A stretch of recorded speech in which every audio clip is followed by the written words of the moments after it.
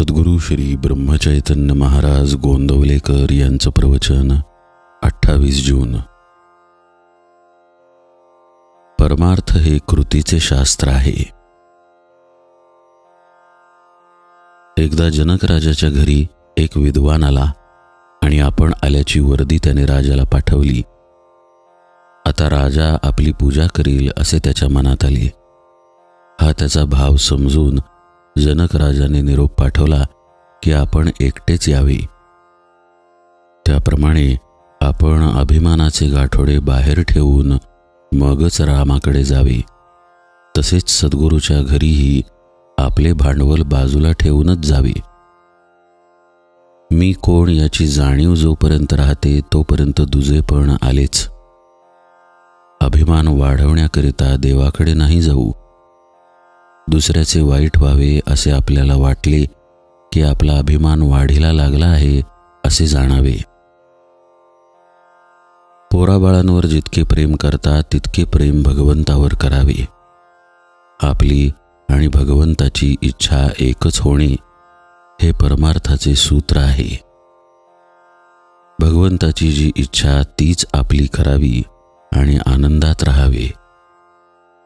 अगदी निस्वार्थ बुद्धीने केलेले कर्तव्य कधी वाया जात नाही। एखाद्या सावकाराकडे कोणाचे दागिने गहाण असले तर त्याने आपल्या घरच्या लग्नामध्ये ते वापरणे हा अन्याय आहे। त्याचप्रमाणे आपली मुले बाळे ही देवाने आपल्याजवळ दिली आहेत, त्यांचे रक्षण करावे ते कर्तव्य होईल।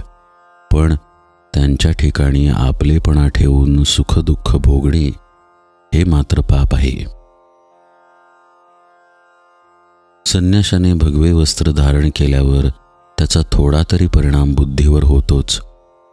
त्याचप्रमाणे आपण भजन पूजन करू लागल्यावर त्याचा परिणाम आपल्यावर दिसला पाहिजे।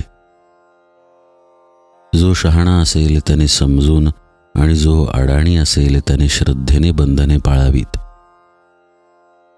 स्वतःच्या मताबद्दल आपल्याला पूर्ण खात्री असावी, त्यात घोटाळा असू नये। मनाने आपण खंबीर झाले पाहिजे। ज्याप्रमाणे पांढरा कपडा मळण्याचा जास्त संभव असतो त्याप्रमाणे सत्कर्माला विघ्ने फार येतात। त्यांना न जुमानता आपण सत्कर्म करावे।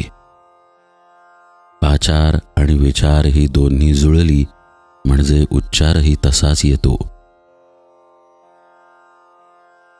नारळात पाणी जितके गोड तेवढी खोबऱ्याला चव कमी, तसे जेवढी विद्वत्ता जास्त तेवढी निष्ठा कमी। फार वाचू नका, जे काही थोडे वाचाल त्याचे मनन करा आणि ते कृतीत आणा। जसे वडिलांचे पत्र वाचल्यावर आपण त्यातल्या मजकुराप्रमाणे कृती करतो, तशी ग्रंथ वाचनाच्या समाप्तीनंतर कृतीला सुरुवात करावी।